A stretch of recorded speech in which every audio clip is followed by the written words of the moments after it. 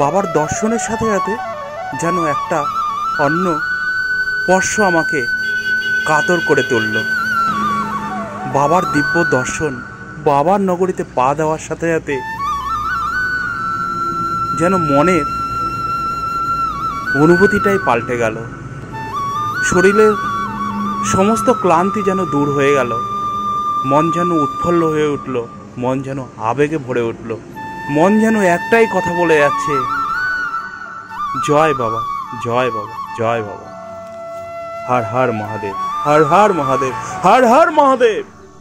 এই সালের আমার সব থেকে বড় পাওনা বাবার দর্শন, শ্রী কেদারনাথ ধামের যাত্রা আমার সব থেকে বড় পাওনা। পাওয়ার পথে আমি এই মুহূর্তে হেঁটে চলেছি। তো আমাদের যাত্রাপথ ছিল বাড়ি থেকে 8ই নভেম্বর, আজ 13ই নভেম্বর। তো আমরা সোনপ্রয়াগ থেকে ছোট্ট একটা জিপসি নিয়ে গৌরীকুণ্ড প্রায় 6 কিলোমিটার ডিস্টেন্স আসি এবং গৌরীকুণ্ড থেকে আমাদের যাত্রাপথ পায়ে হেঁটে শুরু হয়। আমরা গৌরীকুণ্ড থেকে এই পর্যন্ত প্রায় 6.5 কিলোমিটার পর্যন্ত এসে পড়েছি।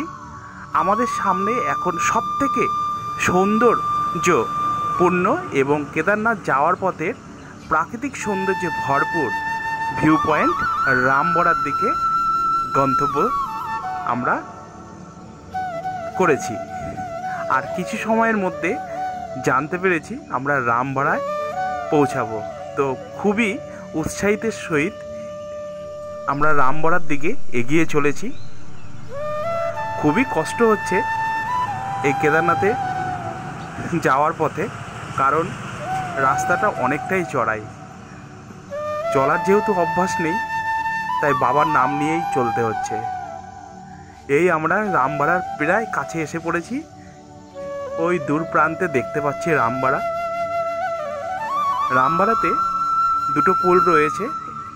এই পুলের উপরে দাঁড়িয়ে এবং পুলের নিচে দাঁড়িয়েও এই রামবাড়ার সৌন্দর্য, এই বয়ে যাওয়া অসংখ্য পাহাড়ের চূড়ান্ত শিখর থেকে বরফ গলা জলের প্রবাহ আমরা দেখতে পাবো।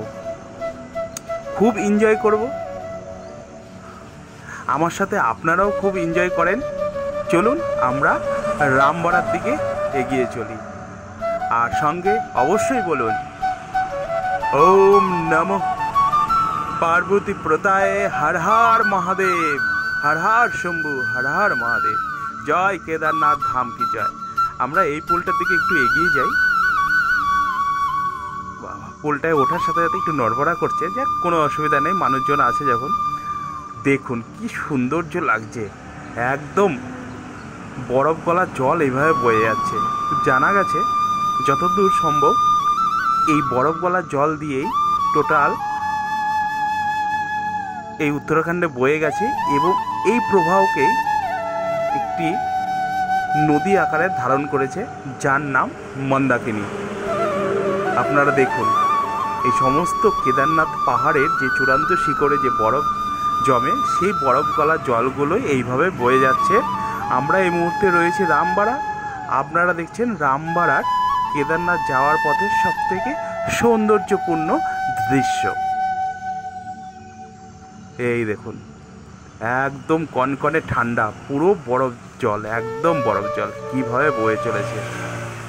এই প্রবাহ মন্দাকিনী নদী নামে পরিচিত। ওই পাশে একটা পুল রয়েছে, আমরা রয়েছি এই পাশের পুলে দাঁড়িয়ে। কি দারুণ সৌন্দর্য, সব বাবারই সৃষ্টি।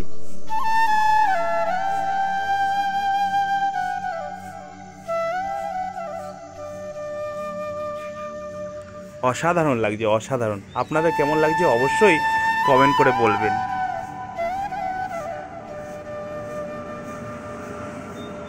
জলের ভালো প্রবাহ রয়েছে এবং এই প্রবাহের গর্জন বেশ কানে শোনা যাচ্ছে।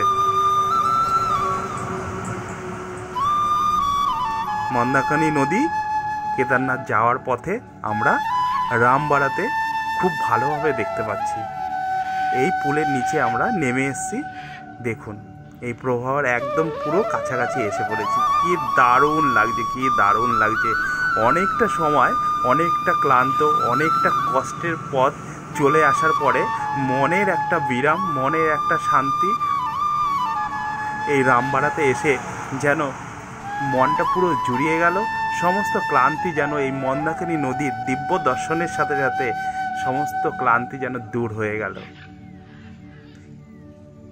দেখতে থাকুন আমার সাথে পবিত্র মন্দাকিনী নদীর সৌন্দর্য। কেদারনাথ দিয়ে রাস্তায় যাওয়ার পথে এই প্রবাহ বয়ে যাওয়া মন্দাকিনী নদীর দিব্য দর্শন দেখতে থাকুন আমার সাথে। আর সঙ্গে অবশ্যই বলুন হর হর মহাদেব, হর হর মহাদেব, জয় শিব শম্ভু, জয় শ্রী কেদারনাথ ধাম কি জয়। আকাশের রংটা দেখুন একদম পুরো নীলাচি। রামবাড়ার দুই পুলের পাশেই রয়েছে অসংখ্য দোকান, কিছু টেন্টেরও ব্যবস্থা আছে। আপনারা চাইলে ক্লান্ত শরীর নিয়ে, ক্লান্ত মন নিয়ে এই রামবাড়ায় এসে আবার পূর্ণতা অর্জন করবেন। শরীরের একদম সমস্ত ক্লান্তি দূর হয়ে যাবে। রামবাড়ায় এসে অনেকটা টাইম আপনারা এখানে স্পেন্ড করুন, মনটা শান্তি হয়ে যাবে। একটু টিফিন করে নিন, দিয়ে আবার রওনা দিন বাবার ধামের উদ্দেশ্যে। জয় শ্রী কেদারনাথ ধামের জয়ের উদ্দেশ্যে আবার রওনা দিতে পারবেন। এখানে আপনারা চাইলে অনেকটা টাইম স্পেন্ড করে নিতে পারেন।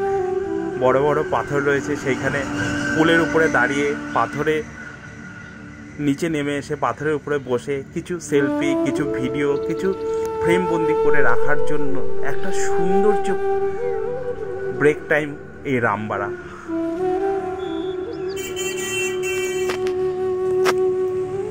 রামবাড়ার থেকে অনেকটা পেরিয়ে এসে পড়েছি। দেখতেই পাচ্ছেন কিভাবে রামবাড়ার থেকে এই ট্রেকিং শুরু হলো।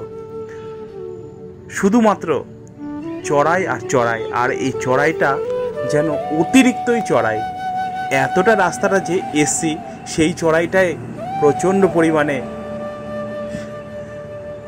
ক্লান্তি বোধ করাচ্ছিল, পা যেন আর চলছিল না। কিন্তু আসল চড়াই এখন বুঝতে পারলাম যে রামবাড়ার থেকেই আসল পাহাড়ি রাস্তায় চড়াই শুরু হলো। দেখুন ওই সেই রামবাড়ায়, আমরা সেই রামবাড়া থেকে কিভাবে এইভাবে চড়তে চড়তে উপরে এসেছি। টোটালটাই খাড়া রাস্তা, টোটালটাই খাড়া রাস্তা।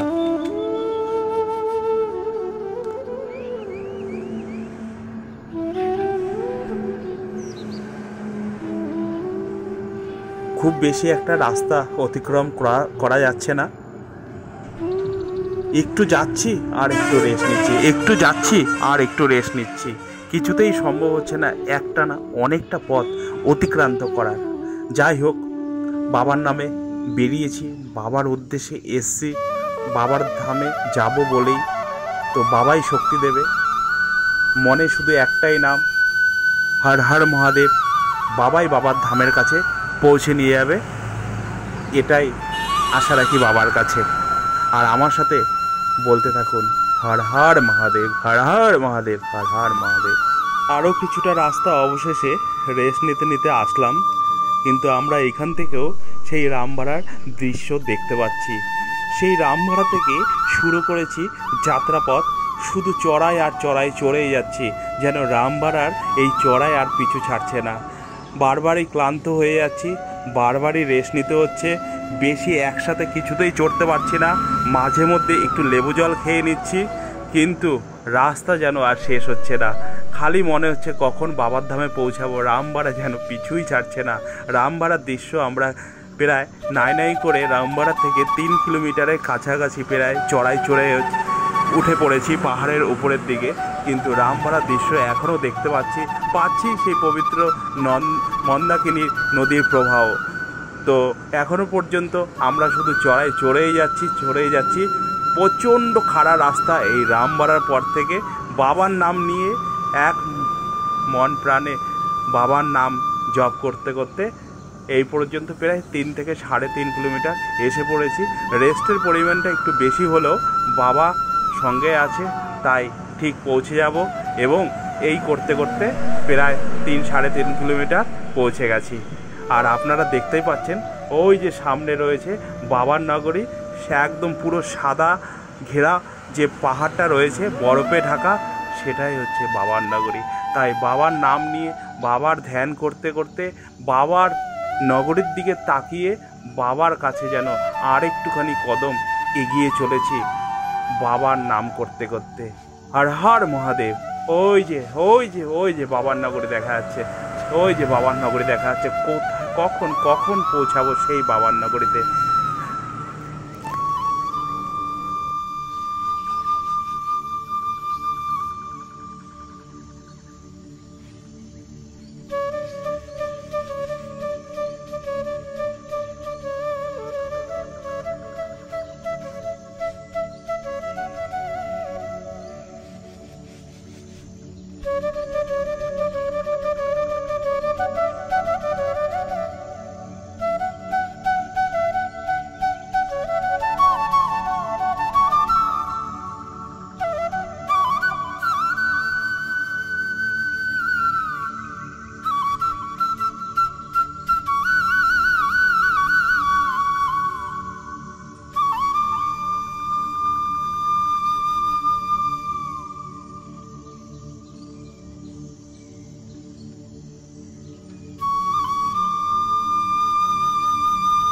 প্রচণ্ড পরিমাণে ঠান্ডা জল, প্রচণ্ড পরিমাণে, বরফের থেকেও মনে হচ্ছে ঠান্ডা জল। হাতেই নিতে পারছি না, খাবো কী করে? মুখে দেওয়ার সঙ্গে সঙ্গে প্রচণ্ড পরিমাণে একদম অনুভব হচ্ছে যে কি যেন মুখে দিচ্ছি। যাই হোক, খুব তৃষ্ণার্ত পেয়েছিল, কাছে জল ছিল না, তাই স্বচ্ছ পাহাড়ের বরফ গলার জল, একদম যাকে ওয়াটারফল আমরা বলি, সেই জলে একটুখানি কোনো রকমভাবে পান করে নিলাম।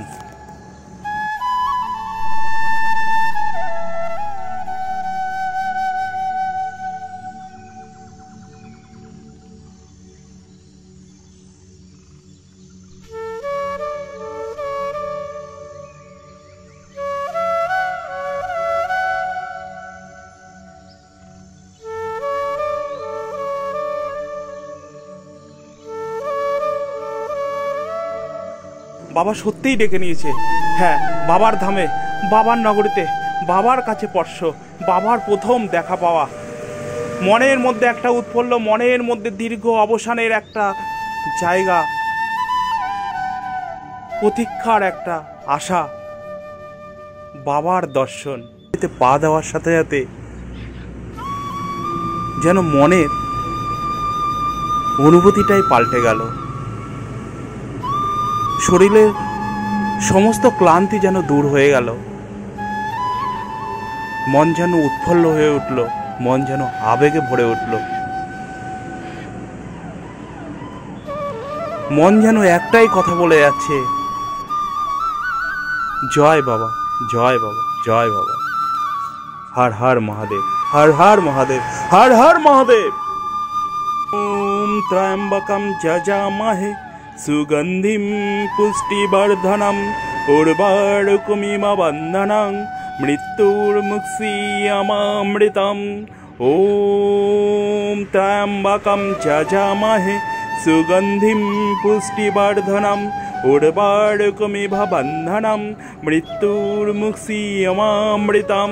ওম ত্র্যম্বকম যজামহে সুগন্ধিম পুষ্টিবর্ধনম উর্বারুকমিব বন্ধনম মৃত্যুর্মুক্ষীয়মামৃতম। ওম নমঃ শিবায়, ওম নমঃ শিবায়, ওম নমঃ শিবায়। হর হর মহাদেব, হর হর মহাদেব, হর হর মহাদেব। জয় বাবা কেদারনাথ ধাম কি জয়, জয় বাবা কেদারনাথ ধাম কি জয়, জয় বাবা কেদারনাথ ধাম কি জয়। হর হর মহাদেব, জয় শিব শম্ভু। বাবা তোমার চরণে ঠাঁই দিও, সকলের মঙ্গল করো।